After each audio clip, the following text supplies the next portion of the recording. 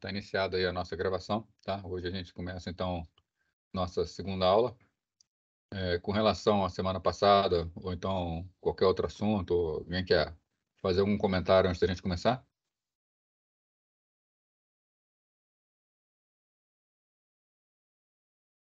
Bom, então, vamos iniciar, então, tá? Bom, semana passada nós terminamos falando sobre tipos de rede, tá? Onde nós falamos, basicamente, que é uma LAN, né? Uma rede local, uma rede metropolitana, uma rede geograficamente distribuída, tá? E agora nós vamos entrar no assunto aqui, tá? Rede sem fio, né? Aqui é só uma passada por rede sem fio, a gente ainda está na introdução da disciplina, né? E eu vou comentar muito rapidamente quais são os tipos de rede sem fio que existem. Mais adiante vocês vão estudar efetivamente de forma mais aprofundada a parte de rede sem fio. Bom, então aqui, rede sem fio.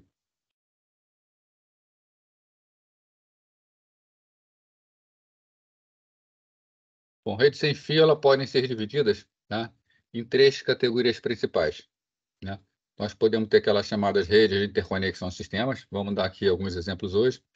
Vou comentar o que são as LANs sem fio, as redes locais sem fio, e a WAN sem fio, redes geograficamente distribuídas, né? Também sem fio, né?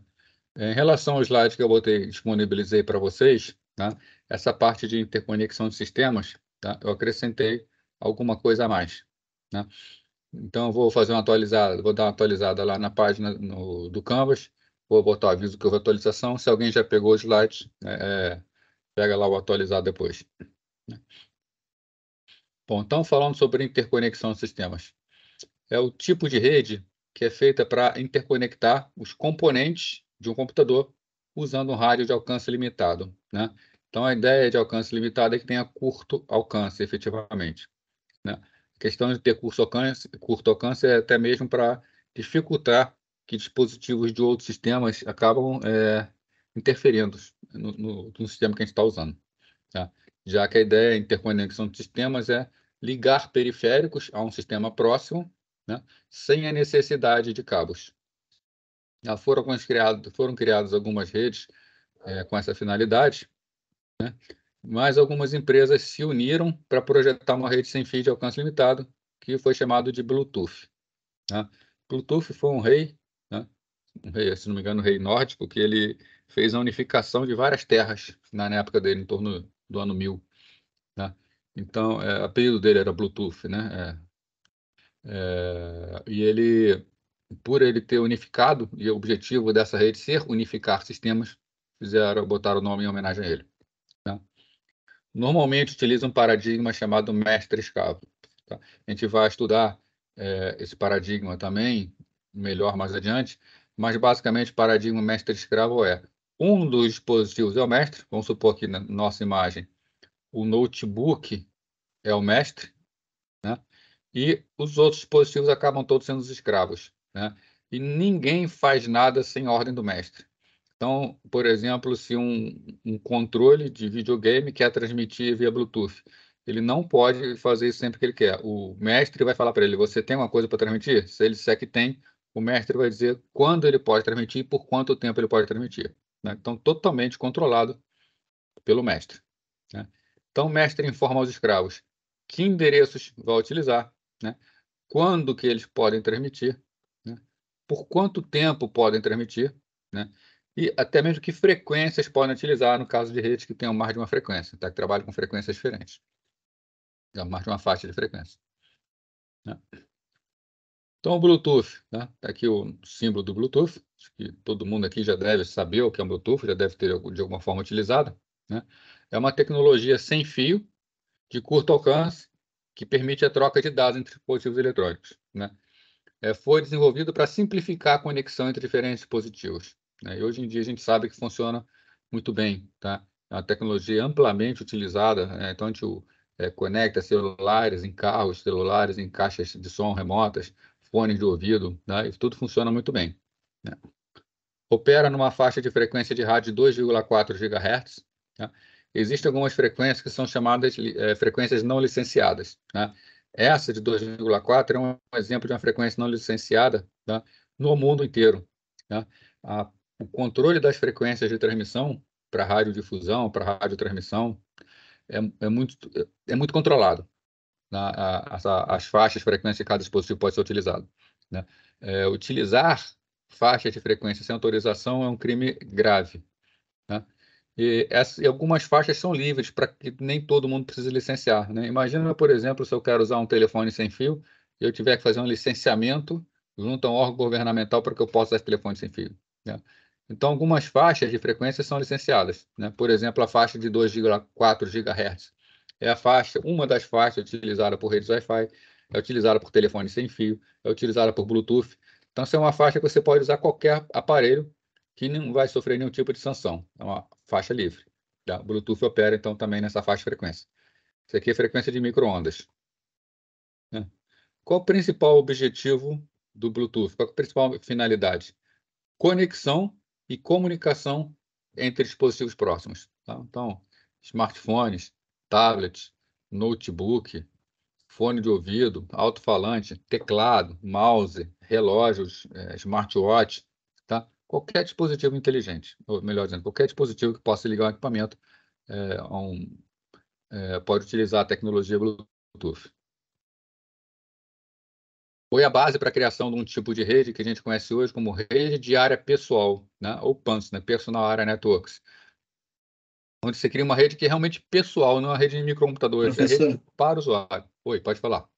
fizeram uma pergunta aí no chat aí, a Carolina. Ah, tá, obrigado por avisar aí. Né? Por que é proibido usar uma faixa não autorizada? Tá? Porque senão você vai acabar interferindo, tá, em algum serviço importante. Tá? Imagina, por exemplo, que você, como uma empresa, você estabelece uma comunicação, tá, importante, tá, para o seu trabalho, você licencia uma faixa de rádio, você paga para utilizar essa faixa de frequências, e aí vem alguém, tá, não pede licenciamento, começa a utilizar a mesma faixa que você e começa a atrapalhar o seu serviço. Né? Isso é bastante ruim. Né?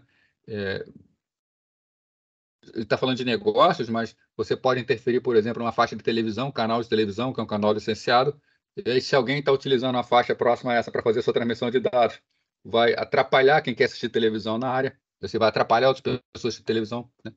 Muita gente não, né? Algumas pessoas, né, que a gente pode chamar até de bandidos, por exemplo, utilizam faixa de frequência que é utilizada por aeroportos, comunicação com aeronaves. E aí você usa um rádio que opera na mesma faixa de frequência que é utilizada por aeronaves no momento para fazer o controle de tráfego aéreo. Pode até levar um acidente entre aviões e ocasionar morte. Né? Então, você tem faixas que são livres e você tem faixas que são licenciadas. Né? Essas faixas é crime realmente, porque você pode trazer prejuízo muito grande, dependendo da atividade, até prejuízo de vidas. Né? Você imagina, por exemplo, você entrar na faixa que é uma faixa que o bombeiro usa numa cidade. Você começa a transmitir música naquela faixa, você começa a transmitir dados, e os bombeiros não conseguem conversar e não conseguem controlar um incêndio por causa disso. Né? Então, tem que ter realmente um controle bastante rígido. Todos os países exercem controle bastante rígido. E da cadeia, tá? Da prisão. Tá legal, Carolina? Obrigada, professor. Tá sim. Então, as principais aplicações do Bluetooth. Né? Transferência de dados, conexão a dispositivos periféricos, comunicação de voz e áudio. Isso aqui acho que é uma das mais utilizadas. Né? A gente usar fone de ouvido sem fio para ligar no celular, jogar música numa caixa de som. Né? Integração com dispositivos inteligentes. Né? Quem usa, por exemplo, o smartwatch, né? Esses relógios inteligentes, normalmente faz a conexão por Bluetooth.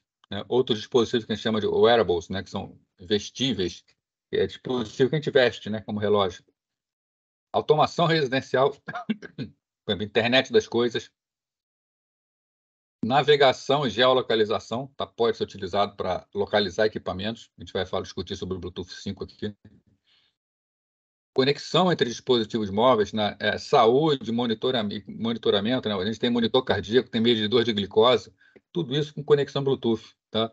Em que você pode, alguns diabéticos, por exemplo, né? É um equipamento um pouco caro esse. O que não tem comunicação nem é tão caro, né? Alguns diabéticos usam um marcador implantado no ombro, tá? Alguns mais sofisticados têm conexão por Bluetooth, então se a sua diabetes vier para descontrolada, você está numa faixa ruim, pode disparar um alerta no celular para te avisar, para você tomar as providências para colocar em ordem a taxa. Tá? Então, tudo isso, hoje em dia, a comunicação costuma ser por Bluetooth. Até porque é uma rede que evoluiu muito no quesito economia de energia. Tá? Então, consegue fazer transmissão de dados com consumo muito baixo. Então, o histórico aqui, tá? A evolução do Bluetooth, que é interessante a gente ver o histórico, porque a gente vê exatamente o que a gente pode esperar do Bluetooth. Tá? E quando a gente vai comprar um determinado dispositivo Bluetooth, é interessante a gente olhar qual é a versão dele. Né? Eles são todos retrocompatíveis. Então, se eu tenho, por exemplo, o equipamento 5, o Bluetooth 5, ele vai falar com versões anteriores. Então, se eu compro um dispositivo com uma versão baixa, não é que não vai falar, mas eu posso ter algumas perdas no que me interessa. Né? Então, o que é que tem cada versão? Né? O primeiro Bluetooth, a primeira versão, foi lançada em 1999, é 1.0 e é o 1.0B. Né? Foi a primeira especificação, tá? Muito problemática. Tá? Quando ela saiu, o Bluetooth foi mal visto, porque era difícil a interconexão, não era um padrão bem feito. Né? Então, havia muita perda, tá? Principalmente quando eram de dispositivos fabricantes diferentes, era difícil de falar. Né? Em 2001 foi lançado o Bluetooth 1.1. Tá? O Bluetooth 1.1 ele foi dado uma importância muito grande ao documento de padronização. Né? E ele foi lançado, o 1.0, 1.0B não eram, tá? O 1.1 foi lançado como um padrão realmente, o padrão I3E 802.15. Tá? O padrão I3E 802 é um padrão muito importante de redes de computadores. Né?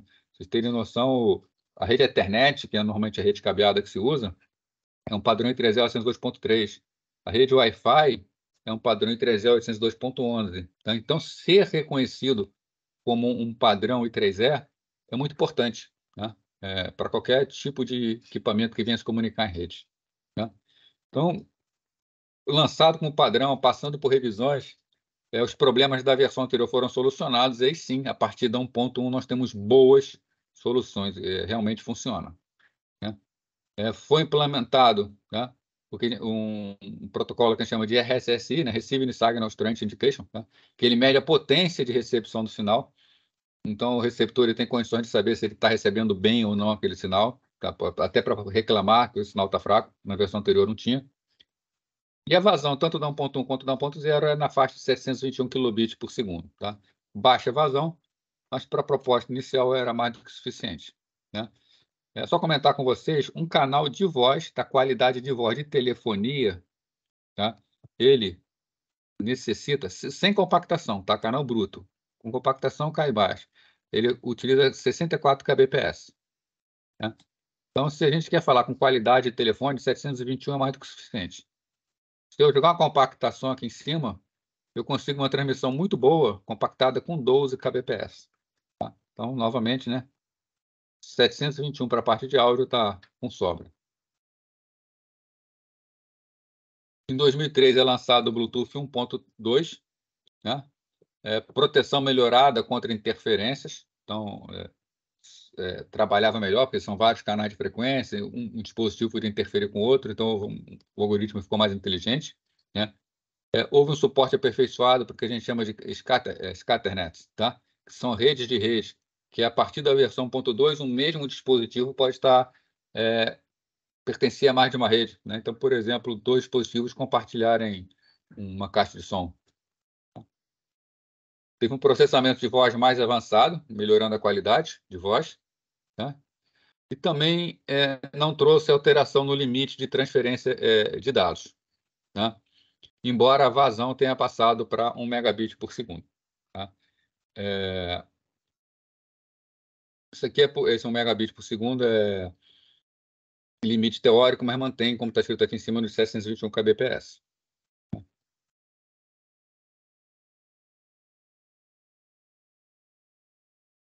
2004 vem a versão 2.0. Tá? A versão 2.0 trouxe alguns avanços. Né? O primeiro deles, aumento da vazão para 3 megabits por segundo. Né?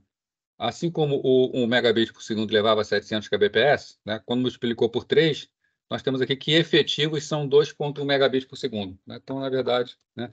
ocupa uma faixa de 3 megabits, mas por causa de verificações, protocolo de sinalização efetivo de tráfego de dados, 2.1 megabits por segundo. Esse aumento aqui é opcional. Tá? Se eu compro um dispositivo 2.0, não quer dizer que eu vou conseguir transmitir dado a 2.1 megabits por segundo. Tem que ver se os participantes falam o padrão EDR, que é Enhanced Data Rate. Tá?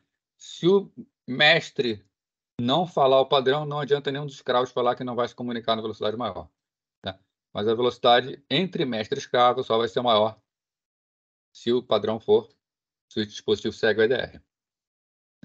Em 2007 saiu 2.1, né?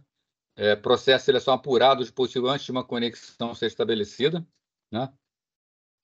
Melhorias nos procedimentos de segurança, inclusive a inclusão de criptografia, né?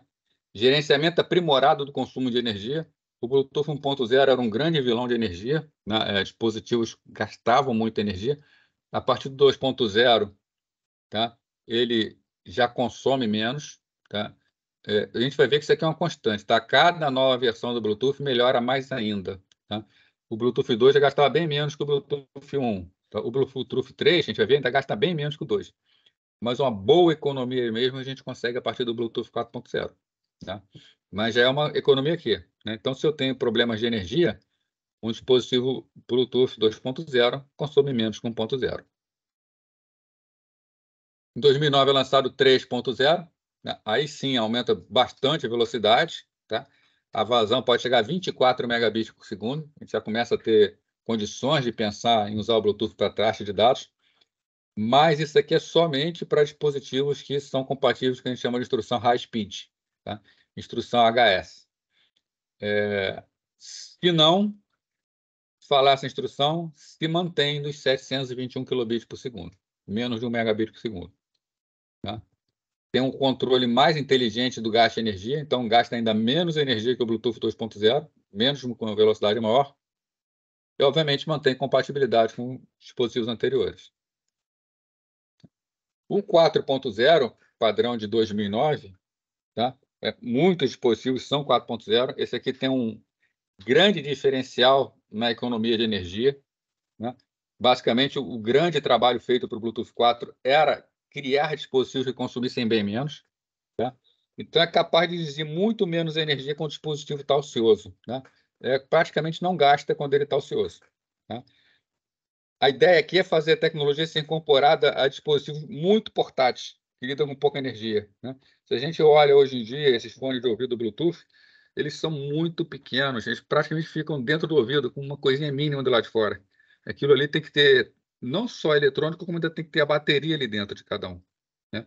E essa bateria muito pequena significa o quê? Pouco armazenamento, né? E tem que durar bastante tempo, durar horas, né? E a partir do Bluetooth 4.0 a gente consegue isso. Né? Em 2013 sai a versão 4.1 do Bluetooth, né? É uma revisão do Bluetooth 4.0, uma melhoria, né? Incorpora a vertente aqui do 4.1, tá? 4.0 foi ênfase na economia, o 4.1 é IoT, Internet das Coisas. Né? Então, a Internet das Coisas, para quem não conhece, são dispositivos que a gente pode ter em casa, né? Onde nós fazemos a comunicação com os dispositivos, podemos controlar remotamente, robô aspirador, por exemplo, um controle de ar-condicionado, dispositivos feitos por nós mesmos, né? A gente pode pegar placas tipo Arduino e montar dispositivos. Né?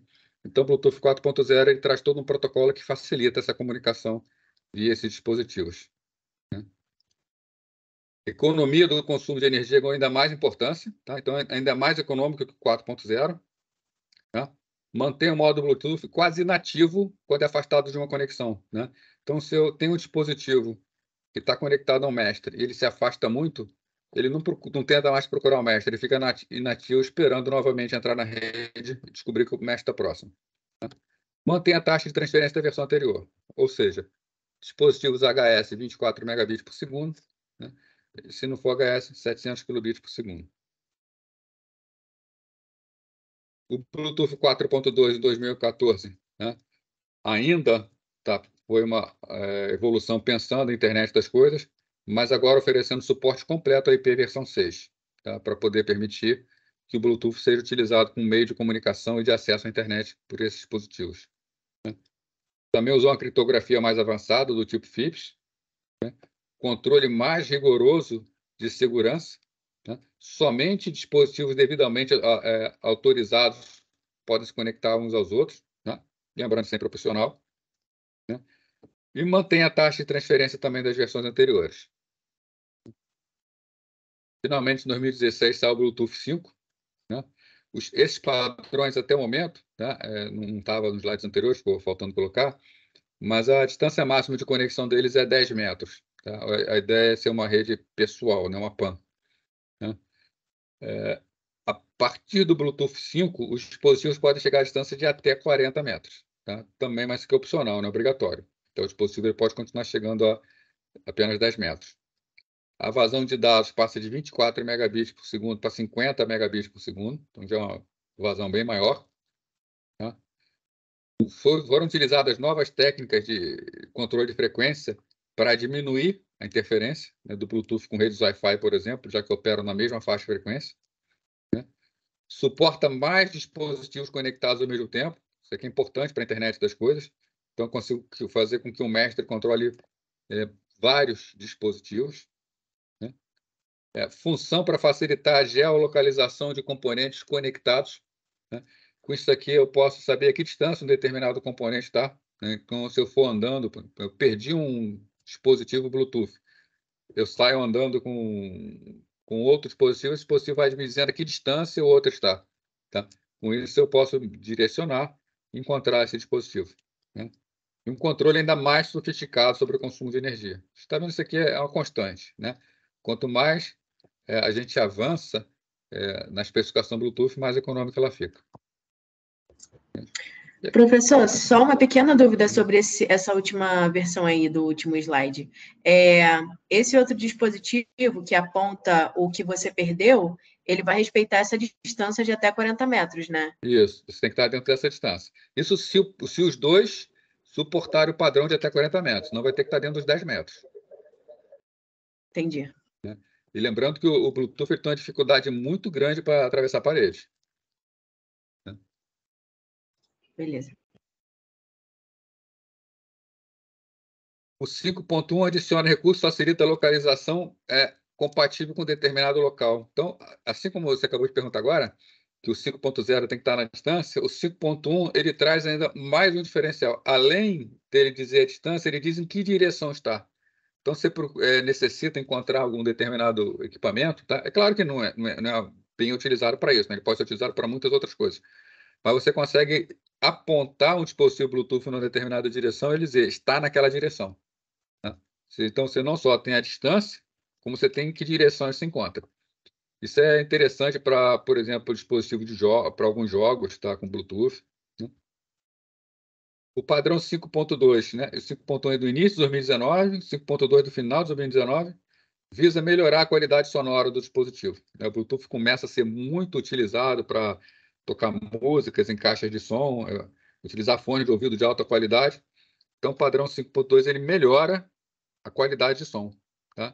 E, de novo, otimiza recursos e energia da conexão. Até que em 2021 saiu a última versão do Bluetooth, que é a 5.3, que é ainda mais adequada para dispositivos de internet das coisas. Então, se alguém perguntar, qual seria o melhor dispositivo? Sem dúvida, o melhor dispositivo a ser comprado, se eu estou em dúvida entre dois dispositivos, o da última geração. Quanto mais nova a geração daquele dispositivo, menos consumo de energia ele vai ter, sendo que ele incorpora todas as versões anteriores. E o grande salto de consumo de energia mesmo, aí é uma opinião pessoal minha, foi a partir do Bluetooth 4.0. Apesar do 3.0 ter um bom consumo, 4.0 fez um grande diferencial no consumo de energia. E foi ainda melhorado no 5. Tá ok isso aí, gente? Bom, isso aqui é para rede sem fio, para interconexão dos sistemas.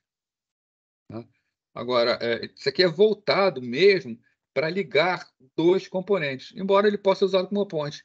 Se eu tenho, por exemplo, um aspiradorzinho, sei lá, um componente de internet das coisas ligado por Bluetooth, um hub Bluetooth central, eu posso acessá-lo pela internet. Então, o Bluetooth ele pode ser usado como um salto para acesso pela internet.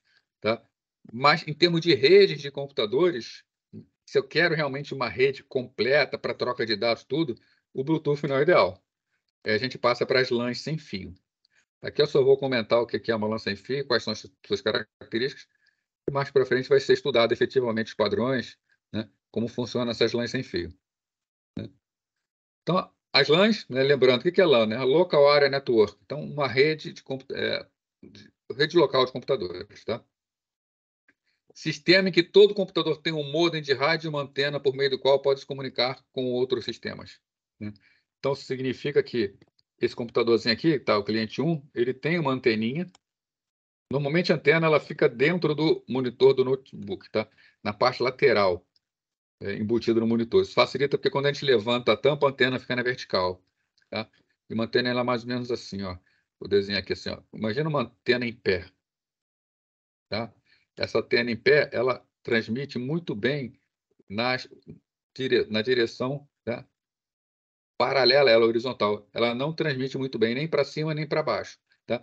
A ideia dessa direcionalidade é concentrar a energia nessa direção.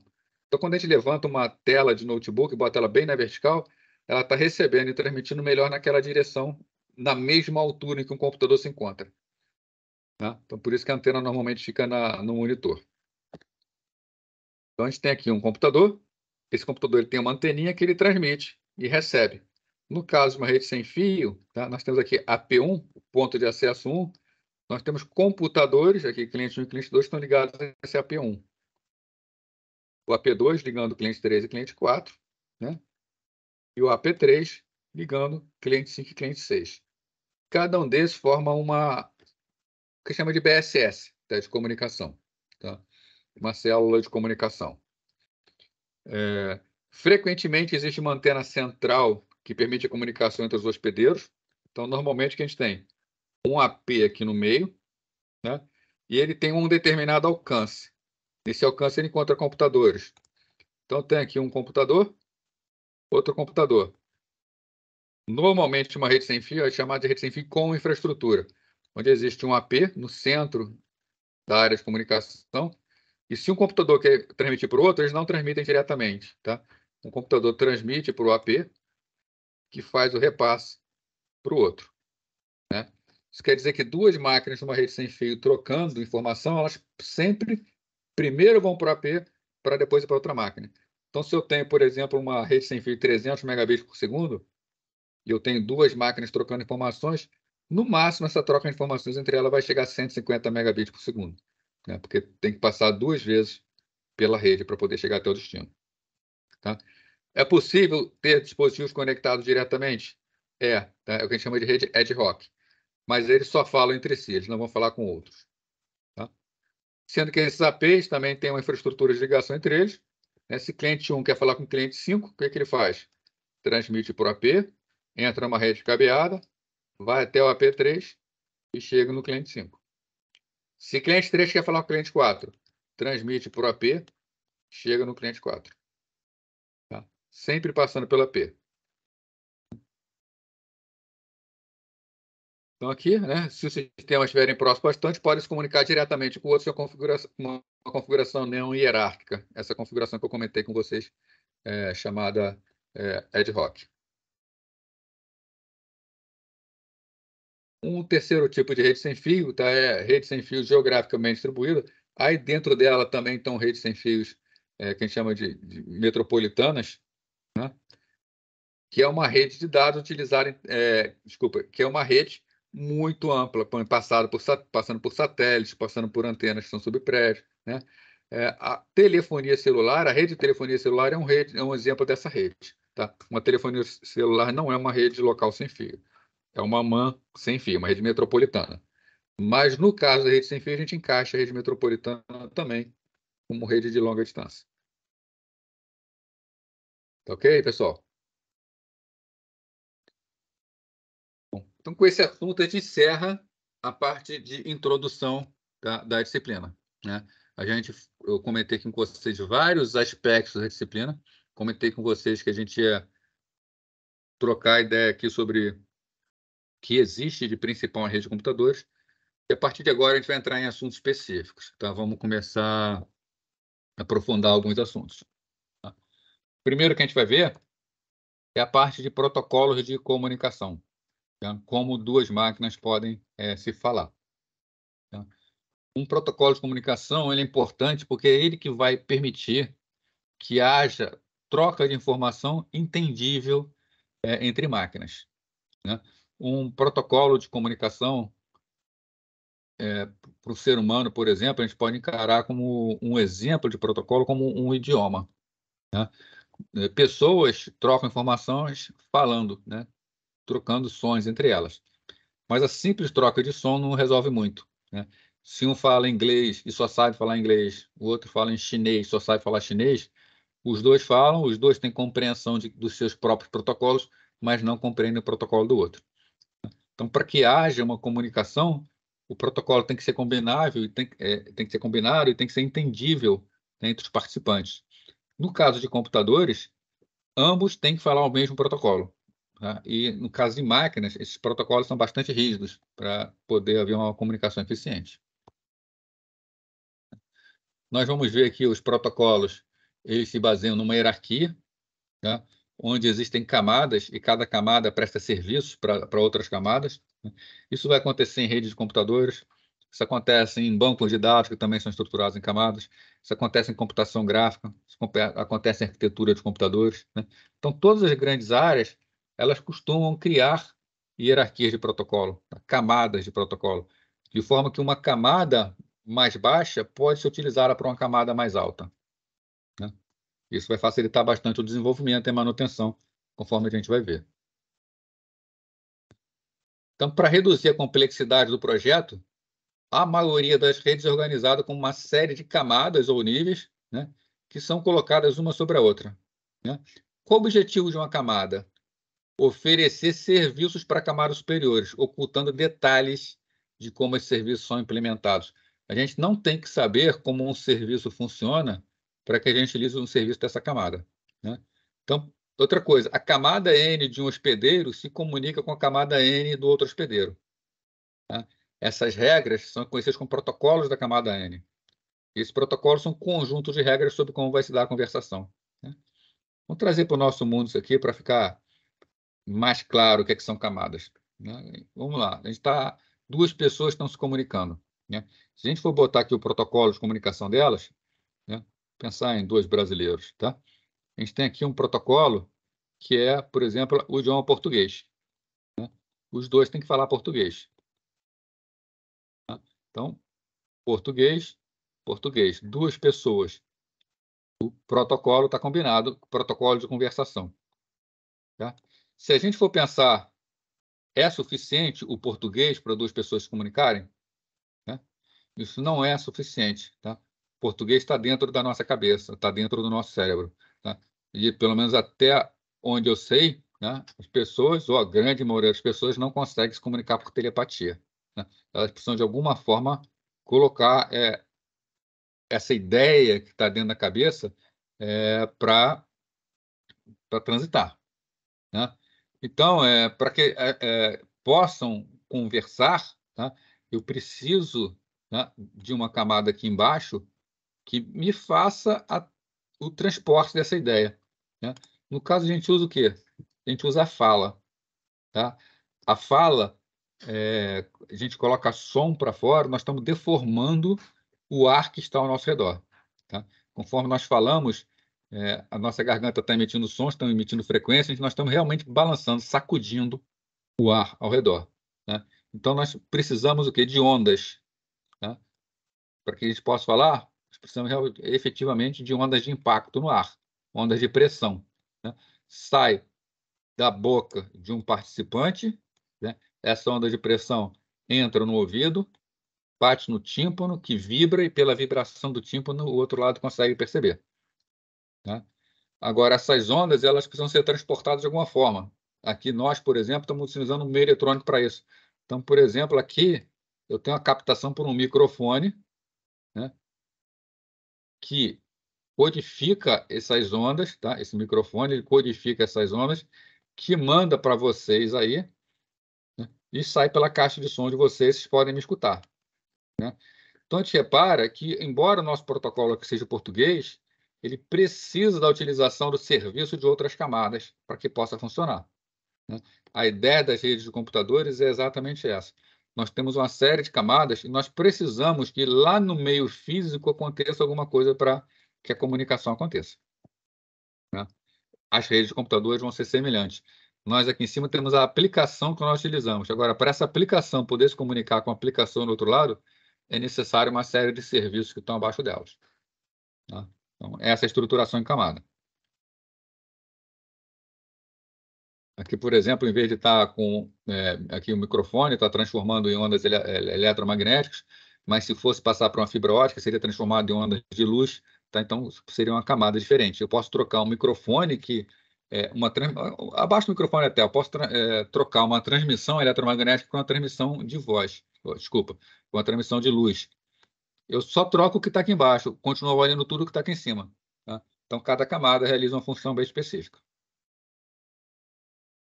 Então, aqui, né, tem o hospedeiro 1, que é uma máquina 1, o hospedeiro 2, que é uma máquina 2. A aplicação está aqui em cima, né? No caso de uma conversa, o idioma está aqui em cima. Vamos chamar de camada 4, camada 4. Quando uma pessoa fala com outra, fala um determinado idioma. A outra pessoa, do outro lado, vai receber a conversa naquele idioma. Dá a impressão que a comunicação é da camada a camada. Isso a gente chama de protocolo da camada. Mas, na prática, não vai diretamente, né? A camada 3 passa para a camada... Desculpa, a camada 4 passa para a camada 3, que faz o processamento dela, que passa para a camada 2, que faz o processamento dela, que passa para a camada 1, que faz o processamento e aí efetivamente usa o meio de transmissão. A transmissão acontece lá no baixo nível, no meio, tá? Então, uma conversação, ela passa pelo ar, ela não passa de cabeça a cabeça, né? Agora, para a camada 4 poder usar os serviços da camada 3, existe uma interface entre as camadas 3 e 4. A camada 4 usa os serviços oferecidos pela camada 3, que usa os serviços oferecidos pela camada 2, né? Então, entre duas camadas, existe o que a gente chama de interface entre as camadas, né? Então, interface é como as camadas trocam informações dentro de uma máquina. O protocolo é como aquela camada manda uma informação para o outro lado. Entidades que ocupam a mesma camada em diferentes hospedeiros são chamadas de entidades pares, ou peer, tá? Então, um programa que está rodando aqui na camada 4, que fala com outro programa na outra máquina que está na camada 4, são programas peers, né? Eles se comunicam usando algum protocolo. E já comentei com você, né, os dados não são transferidos da camada N de um hospedeiro para outro, né? Por exemplo, a camada 4 não transfere o dado diretamente para a camada 4 do outro lado. Ele passa para 3, que passa para 2, que passa para 1, que providencia a transmissão. A 1 recebe, repassa para 2, que repassa para 3, que repassa para 4, né? Os programas que estão na camada 4 têm a impressão de que a comunicação foi direta, mas, na verdade, essa comunicação não é direta. É feita camada a camada até chegar na camada 1.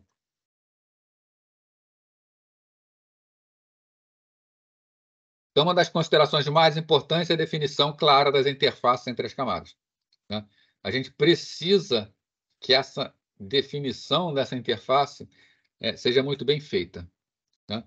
Então, cada camada precisa executar um conjunto de funções muito bem definido, né?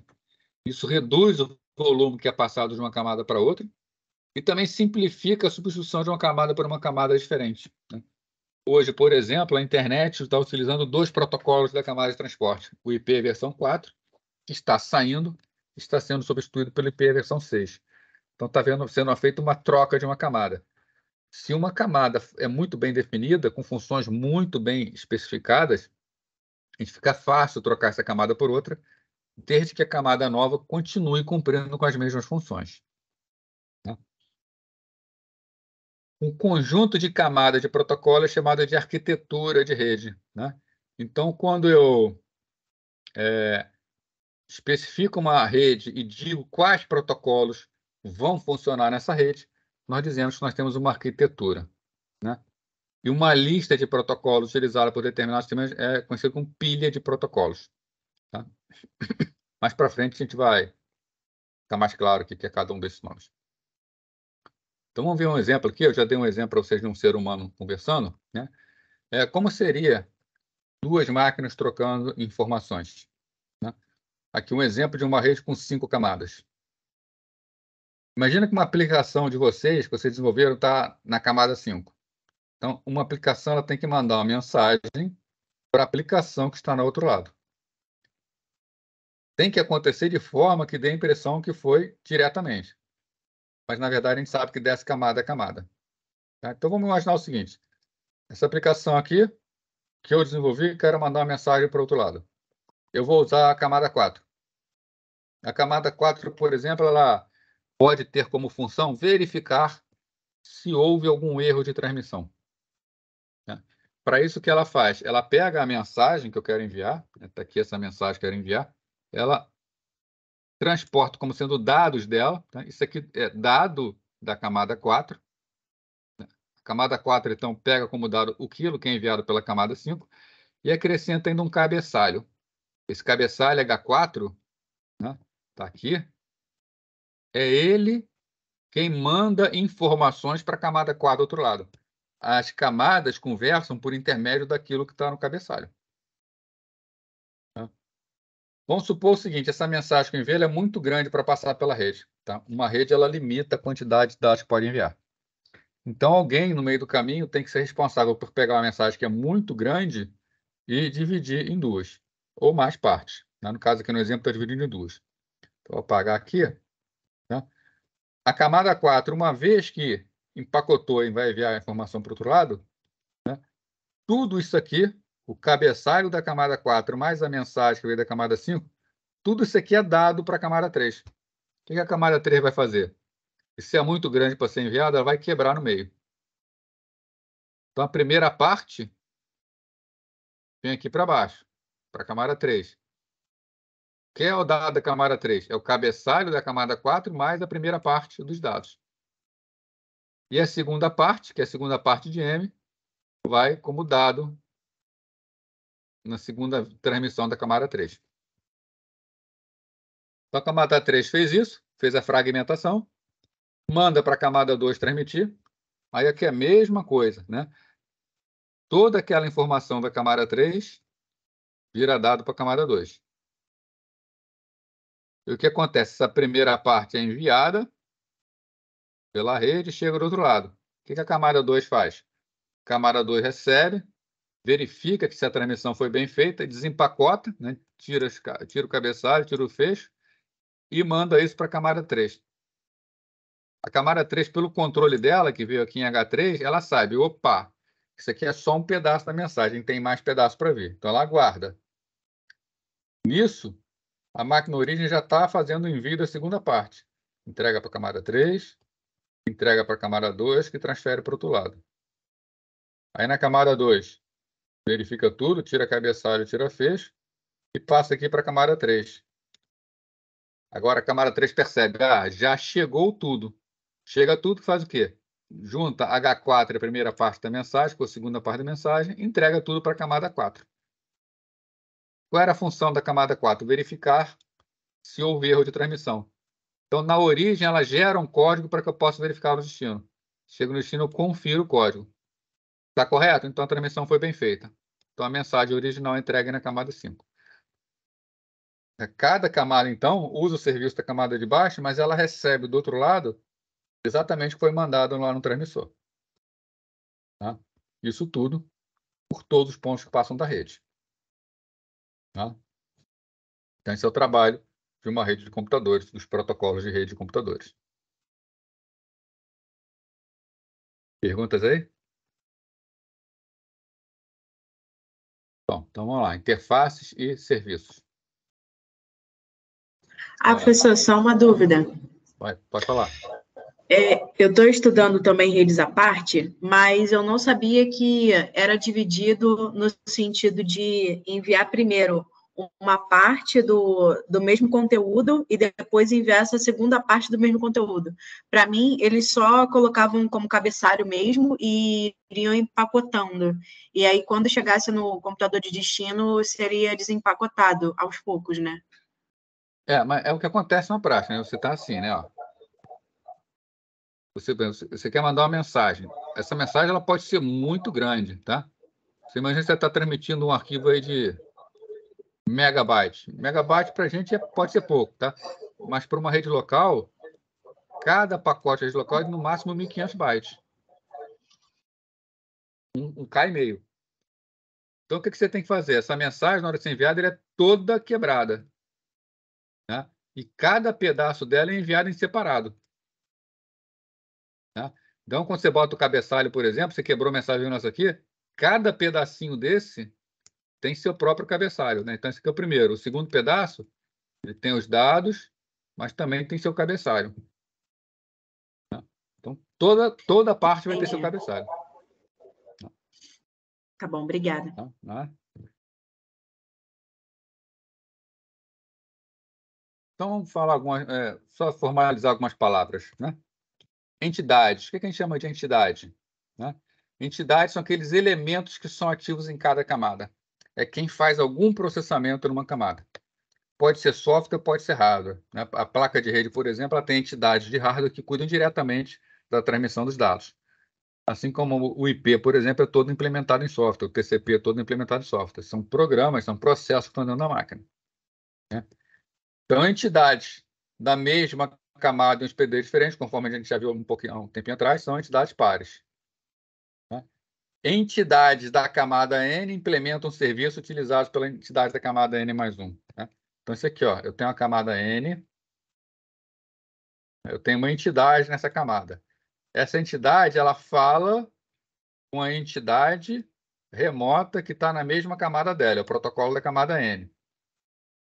Isso na máquina remota. Porém, ela presta serviços para a entidade da camada N mais 1. Né? Então, a camada N mais 1 usa serviços de rede oferecidos pela camada N. Tá? Então, essa é a comunicação. Tá? A camada N de uma máquina pode falar com N mais 1 da outra máquina, ou com N menos 1 da outra máquina? Tá?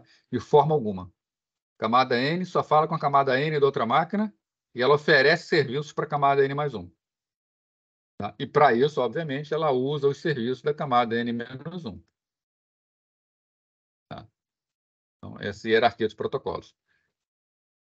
Esses serviços estão disponíveis nos chamados pontos de... Opa! Espera que eu fiz besteira aqui.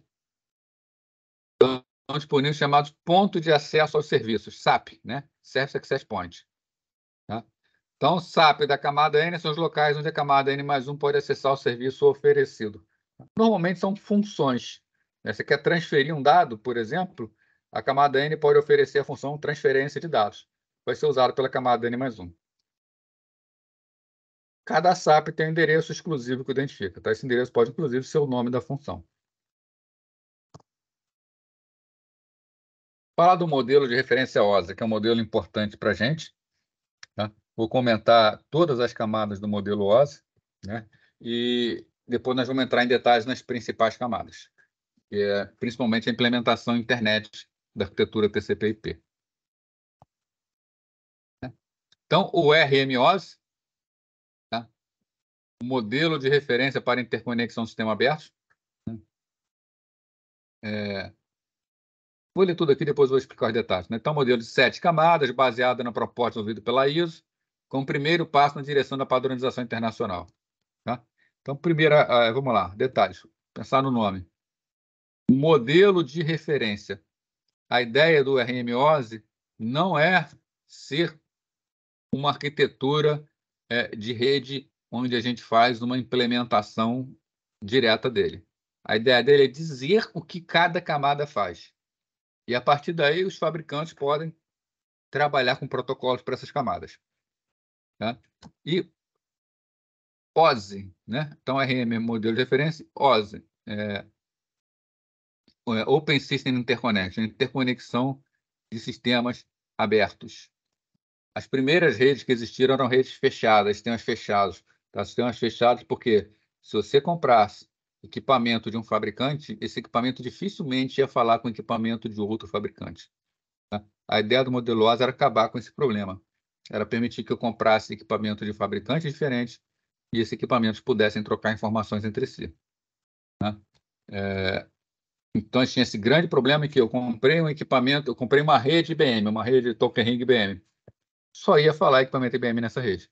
comprei uma rede DECnet da Digital. Somente equipamentos Digital se falar nessa rede.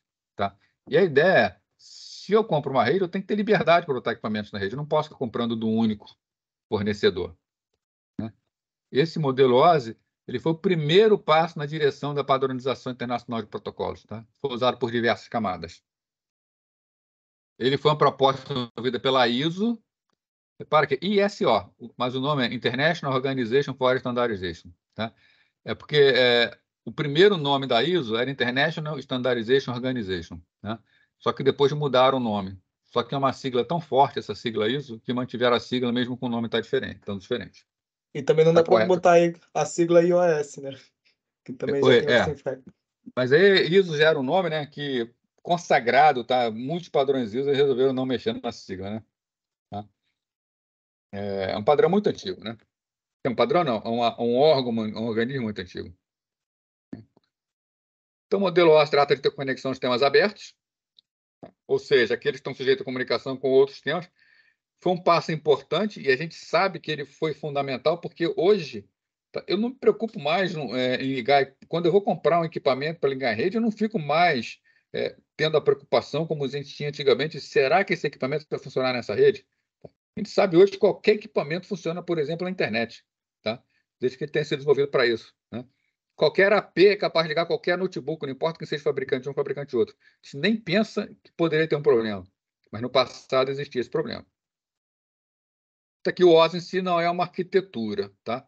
Ele apenas especifica o que deve ser feito em cada camada. Mas como é feito, esse é problema de quem vai implementar. Então, o modelo OSI está aqui. É um modelo de 7 camadas. Tá? Então, aqui são exemplo de 4 máquinas, trocando informações entre elas. Na verdade, eu estou querendo mandar uma informação da máquina mais à esquerda para a máquina mais à direita. Né? As máquinas origem e destino têm todas as camadas, implementam todas as camadas. E a gente vai ver aqui que as máquinas intermediárias, por onde a informação passa pelo intermediário até chegar no destino, só sobem até a camada de rede. Tá? Eu vou explicar aqui a função de cada camada, aí vai ficar claro para vocês, porque no meio do caminho só existe até a camada de rede. Tá? Mas vamos ter atenção nisso aqui, ó, tá? Origem e destino completas, no meio do caminho rede. Na prática, isso aqui estou dizendo o seguinte, tá? Dá um spoiler aqui. Né? Eu tenho um computador aqui, né? Esse computador, por exemplo, está ligado a um roteador. Tá? Esse roteador poderia estar ligado a 2 outros roteadores, por exemplo. Né? Deixa eu botar melhor aqui embaixo, cara.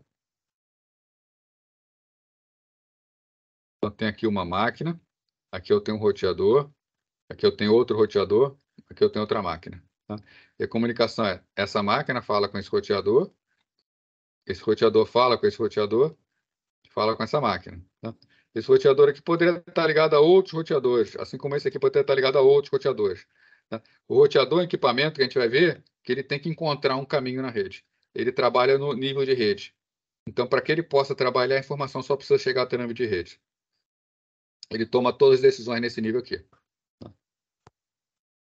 Então, olhando de baixo para cima, começando aqui com a camada física. Essa camada física trata da transmissão bruta de bits. Tá? Ela envia bit de um lado para o outro. Então, ela é a camada que efetivamente faz a transmissão. É nela que vai estar um cabo de rede, ou vai estar uma anteninha para transmissão de sinais eletromagnéticos, ou então vai estar um laser para transmissão por meios óticos. Né? Ela não se preocupa com o significado do que está sendo transmitido. Tá? Então, essa camada ela simplesmente transmite zeros e uns. Tá? Do outro lado. Quer nem saber, inclusive, onde começa ou onde termina o byte. Tá? Quais são as questões mais comuns que essa camada lida? Tá? Nível de voltagem a ser utilizada para representar o bit 0, bit 1. Quanto tempo um bit deve durar? Isso parece besteira, mas um lado está transmitindo uma sequência, o outro lado está recebendo. Para que eles possam acertar o que está sendo transmitido e recebido, esse tempo aqui, durante o qual o sinal tem que permanecer estável para ser percebido, tem que ser determinado. diz se a transmissão é bidirecional ou unidirecional, né? Como a conexão inicial é estabelecida, de que maneira é encerrada, né? Ou seja, como que eu sei que começou a transmitir bits, como eu sei que parou de transmitir bits, já que está passando toda hora 0 e 1. Quantos pinos tem cada conector, qual é a função de cada pino, qual é o tipo de cabo que é utilizado, então toda a parte física. São questões que dizem respeito a interfaces mecânicas, elétricas, procedurais, qual é o meio de transmissão físico, tá? Tudo que fica abaixo da camada física. Então, camada física, função, transmitir bits. Acima dela, o modelo OSI diz que tem que ter uma camada chamada enlace de dados. Né? A camada de enlace, a principal tarefa é transformar um canal de transmissão de bits, de dado bruto, em uma linha que parece livre de erro de transmissão. A camada física ela transmite bit 0, bit 1. É comum, tá? Pode haver erros aqui embaixo. A camada de enlace está acima dela e tem que livrar desses erros. Não pode deixar passar esses erros. Bom, então, outra coisa que ela tem que fazer é o chamado enquadramento. Né? A camada física ela só está mandando bit 0, bit 1. Então, está mandando lá, por exemplo, um monte de bit, 1, 1, 0, 0, 0, um monte de bit. Está mandando. Onde começa e onde termina cada byte? Onde começa e termina a transmissão? Então, a camada de laço tem que fazer também chamado enquadramento, quer dizer, onde começa e onde termina a transmissão de dados. A camada física não quer saber disso. Né? Então, deve criar e reconhecer os limites do quadro. Um ruído na linha pode destruir completamente um quadro. Né? Então, o quadro é aquela informação que está passando pela rede, lá na camada de enlace. Se eu tenho ruído, bit 1 pode virar bit 0, bit 0 pode virar bit 1. Né? Então, cabe a ela também, tá? Fazer essa correção, tá? Perceber quando houve erro. Na verdade, eu falei fazer a correção, mas ela normalmente não faz a correção. Ela só percebe quando tem erro. Se teve um erro, ela joga fora. É problema de protocolos superiores resolver essa falta de quadro, tá? Que se perdeu por causa de erro. Né? Na rede de difusão, precisa controlar o acesso. Tá? A gente estudou aqui semana passada que existem redes chamadas rede de difusão, onde você tem um único meio de transmissão, né? E quando uma informação é enviada por um computador para esse meio, essa informação se propaga por toda a rede e chega em todas as demais máquinas. Né? Quando isso acontece, eu posso ter mais de um querendo transmitir ao mesmo tempo. Nesse caso, né, essa camada vai ter uma subcamada especial chamada subcamada de acesso ao meio. Tá? Então, está aqui subcamada de acesso ao meio, que vai ser responsável por determinar quem pode ou não transmitir. Né? Pessoal, só um minutinho, por favor.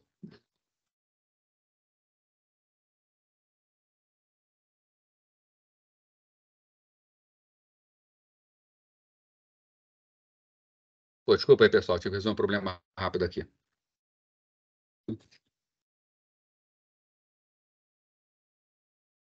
Vamos lá, então, vou pegar aqui.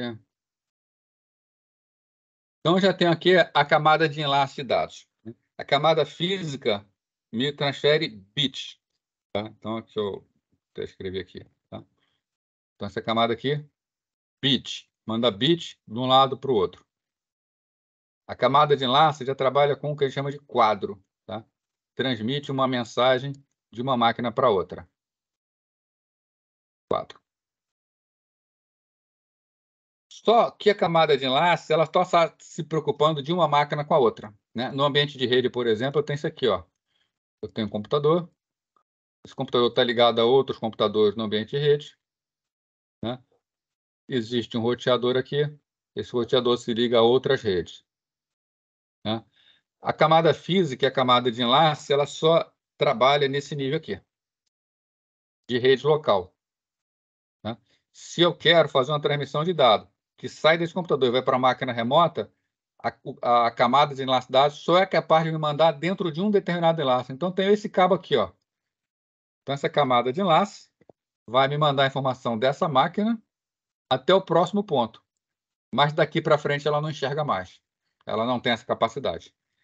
Quem tem essa função de receber uma mensagem olhar o endereço dela e determinar por qual caminho deve sair para poder chegar ao destino. No caso aqui recebeu a mensagem por uma linha, vou chamar aqui de linha 0. Aí eu tenho linha 1, linha 2, linha 3. Tem que sair pela linha 2 e mandar para a linha 2 para que possa saltar de máquina em máquina é a camada de rede, tá? Onde eu trabalho com pacotes. Pacotes. Está escrito, né? Então, ela controla como os pacotes são roteados da origem para o destino. Rotear é receber por uma porta e ver qual porta tem que sair para poder chegar até o destino correto. Essas rotas, que são os caminhos, eles podem ser estáticos ou dinâmicos. Rota estática é aquela que a gente monta e nunca mais muda. Elas são mais eficientes, mas elas não são muito práticas, porque se a rede mudar, pode não funcionar direito. Tá? Normalmente a gente trabalha com rota dinâmica, onde o roteador ele descobre o caminho sozinho. É uma camada que participa do controle de congestionamento. Ela ajuda a evitar que a internet pare, mas ela não é responsável direto, tá? Quem é responsável direto é o TCP, vocês vão estudar isso também. Agora, ela tem que encontrar o caminho, né? Para encontrar um caminho, é preciso padronizar como esse caminho é achado. Para isso é necessário que haja um endereço. Então, o endereçamento é responsabilidade da camada de rede. Tanto que na internet nós temos como principal endereço o endereço IP, né? Toda máquina, para funcionar na internet, tem que ter um endereço IP. Né? E se a máquina... Então, fisicamente, cada padrão tem um endereço diferente. Né? Por exemplo, uma rede Ethernet, uma rede Wi-Fi, tem um tipo de endereço que é chamado de endereço MAC. Fisicamente, a placa de rede trabalha com esse endereço. Mas é feito um mapeamento para que ela possa falar com qualquer máquina do mundo. Quando no mundo nós temos vários protocolos diferentes, o endereço que vai valer é o endereço virtual, que é o endereço IP. Tá? Realiza também a fragmentação e remontagem, vocês vão estudar isso. Tá? A fragmentação e remontagem a rede ela tem o que a gente chama de MTU, cada tipo de rede, né, que é a unidade máxima que pode passar pela rede. A gente viu esse exemplo agora há pouco. Tá? Então, o pacote é muito grande. Então, no meio do caminho, pode ser que seja necessário quebrar a mensagem em partes menores. Quebrar essa mensagem em partes menores para que possa passar o que a gente chama de fragmentação. Agora, depois que fragmenta, cada parte dessa vai sozinha até chegar ao destino. Quando chega no destino, elas têm que ser novamente unidas numa mensagem só. É o que a gente chama de remontagem. Quem faz isso também é o IP. Né? Outra coisa é que a camada de rede pode interligar a rede com diferentes protocolos de enlace de dados. Eu posso ter, por exemplo, de um lado do roteador, né, uma rede cabeada, Ethernet. E o outro lado do roteador, tá, desenho aqui do roteador, eu posso ter uma rede sem fio, uma rede Wi-Fi. Essa camada é capaz de fazer a conversão dos tipos. Né? Então, agora vamos lá. Falei para vocês, né, que a máquina origem tem todas as 7 camadas. O que aconteceu? A camada manda a informação que vai passando por todas. Quando chega na rede física, vai para a máquina do lado. Quando chega na máquina do lado, chegou aqui, por exemplo, num roteador. Esse roteador ele tem uma entrada, por exemplo, e 3 saídas. A camada de enlace recebe na porta, passa para a camada de rede. A camada de rede é que é responsável, né? Controla como os pacotes são roteados da origem para o destino. Então, ela é responsável por encontrar o destino. Então, ela determina a linha de saída. Então, ela mesmo já manda de volta para outra porta que segue adiante. Não existe no meio do caminho camadas de transporte, seção, apresentação, aplicação. A camada de rede é quem resolve. Quando chega no outro roteador, a mesma coisa. Entra por uma porta, tem que sair por outra. Sobe até a camada de rede, determina a porta de saída, sai pela outra porta. Quando chega no destino, sobe até a camada de rede, a camada de rede vê que é para essa máquina, aí ela acaba, né, subindo com a informação até a camada de aplicação. Tá? Por isso que no meio do caminho só sobe até a camada de rede, porque ela já faz esse trabalho. Então, beleza. Com 3 camadas, pelo modelo OSO, já pega uma informação e leva para qualquer lugar do mundo. Né? Por que eu preciso de mais camadas? A camada de transporte, que é a próxima camada, que vai usar o serviço de rede, tá? Ela tem uma função bastante importante, que é essa aqui, ó. Isolar os níveis superiores de erros. Fazer com que as camadas de sessão, apresentação e aplicação nunca recebam informações com erro. Tá? Aqui pode passar informação errada. A camada de rede pode deturpar, camada de enlace, camada física, pode entregar no destino um pacote com erros. A camada de transporte vai verificar se tem esses erros. Tá? Então, ela aceita dados da camada superior, divide em parte menor e passa para a camada de rede. Então, a camada superior tem uma informação muito grande, ela divide em parte menor, manda para a camada de rede. Garante que tudo chegue corretamente à outra extremidade. Tá? Pode ou não garantir a entrega, tá? Garantir que chegue, mas no mínimo garante que se chegar, chega correto. Tá? Determina o tipo de serviço que será oferecido à camada acima. Então, a camada de transporte ela vai oferecer para a camada de cima alguns tipos de serviço. Né? Um dos tipos mais comuns, os dois tipos mais comuns, é serviço com conexão, serviço orientado à conexão com garantia de entrega. Tá? A camada de transporte, quando você insere uma informação para ela, ela garante que vai entregar no outro lado e garante que vai chegar corretamente. Esse é um tipo de serviço que ela oferece. Agora, ela pode oferecer um outro serviço que é: eu entrego do outro lado. Se chegar lá, vai chegar direito, mas eu não garanto que eu entrego. Tá? Então, a aplicação ela pode escolher qual serviço ela quer utilizar.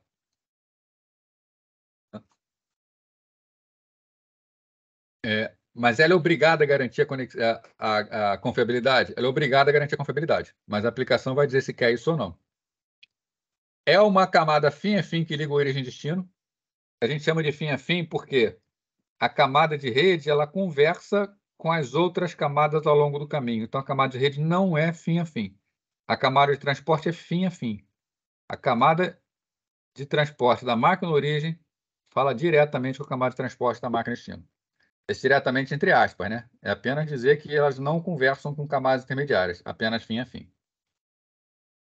A gente pode fazer a multiplexação de várias conexões de forma transparente. Tá? Multiplexação é permitir que vários usuários do serviço, né, da camada de sessão, por exemplo, possam utilizar o serviço aqui da camada de transporte.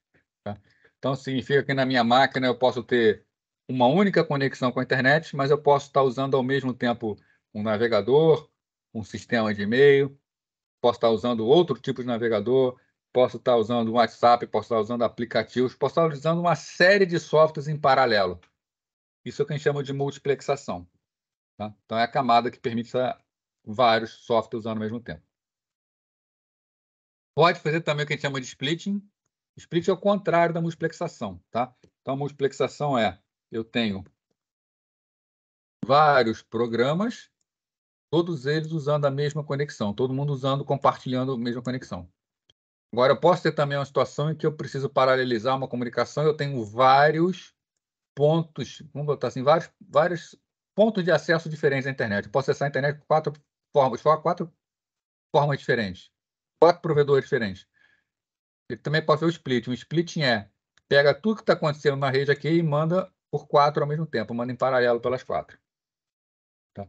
O splitting hoje em dia já é mais raro, mas também é a função da camada de transporte.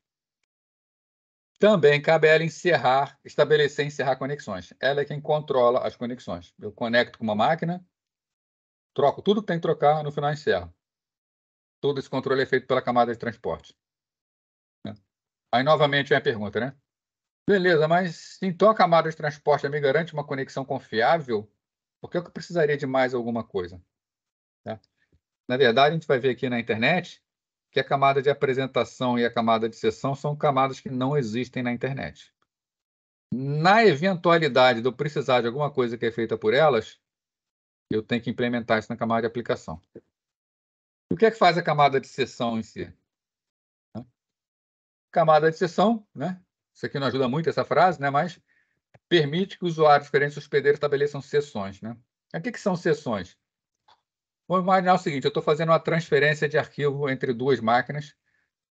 estabeleço uma conexão de transporte. De repente, cai a minha conexão com o meu provedor. Tá? Eu estou usando a banda larga de um provedor e cai a conexão. Aí eu preciso muito terminar essa transferência ou manter essa conexão, manter tudo que eu vinha fazendo. Eu roteio o meu celular e passo a usar o meu celular como acesso à internet. Eu mudei completamente o modo de acesso à internet. A camada de transporte ela sofre uma ruptura nesse ponto, porque eu mudei a minha conexão. Então, a camada de transporte ela não mantém o que vinha acontecendo. Se a minha rede tem uma camada de seção, a camada de seção segura a seção entre as duas máquinas, e quando é restabelecida uma conexão, mesmo que por outro meio, mesmo que por outro provedor, né, eu não perco nada do que eu estava fazendo, tudo continua como acontecia anteriormente. Tá?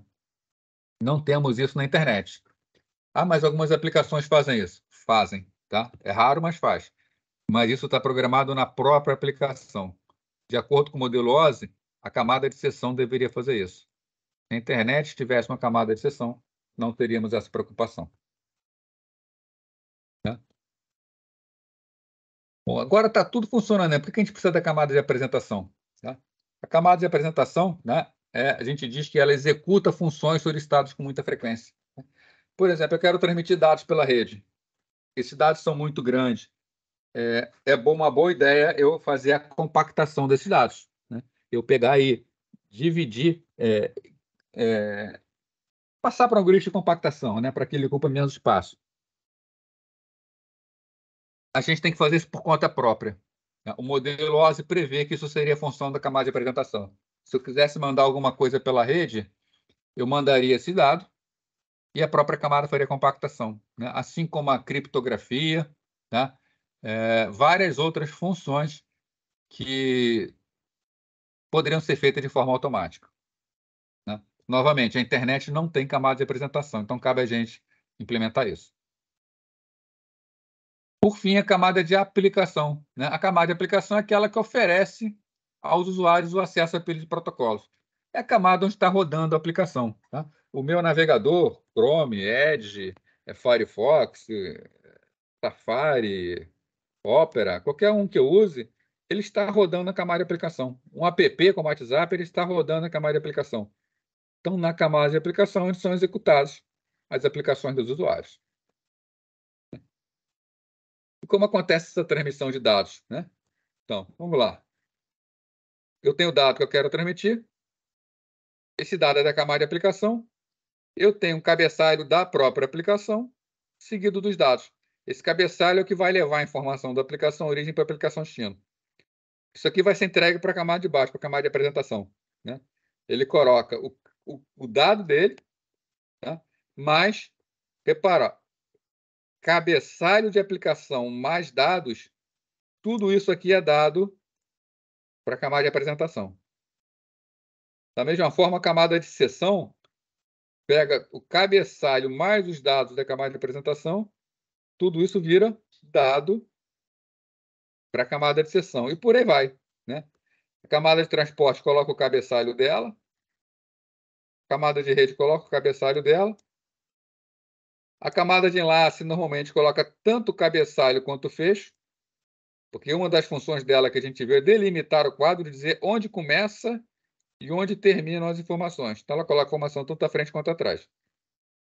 A camada física simplesmente faz a transmissão de bits de um lado para o outro. E conforme vai subindo, cada camada vai tirando a sua informação. Então, embora, né, a transmissão seja propriamente dita na vertical, cada camada é programada como se fosse na horizontal. A gente sabe que está aqui, ó, a informação desce camada a camada, é enviada pelo meio físico, depois sobe camada a camada. Mas as camadas trocam informações entre si. Por exemplo, a camada de transporte na origem acrescenta o cabeçalho. Quando essa informação chega na camada de transporte receptor, o receptor olha o cabeçalho e vê o que a camada do outro lado mandou para poder tomar as providências dela.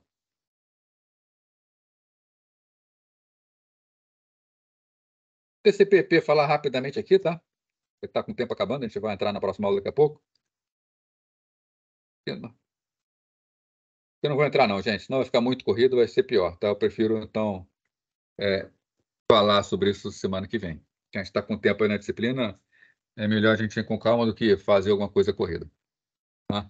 Então, é o modelo OSI que a gente viu aqui, é um modelo importantíssimo, tá? E o TCP/IP, só para mostrar aqui rapidamente, depois a gente vai voltar, ele é uma implementação do modelo OSI. A única diferença é que a gente não tem camada de apresentação e sessão, que essas duas camadas que são unidas numa só. Tá? A gente vai discutir na semana que vem. Alguém quer falar alguma coisa? Ficou alguma dúvida?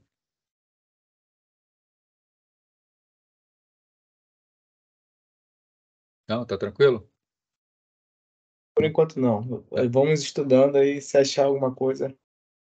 Qualquer coisa vai perguntando, a gente tem um Canvas, tá? O Matheus perguntou aí se tem grupo de WhatsApp, tá? Se tiver, vocês podem colocar lá no Canvas, tá? No Canvas tem aquele fórum de dúvidas.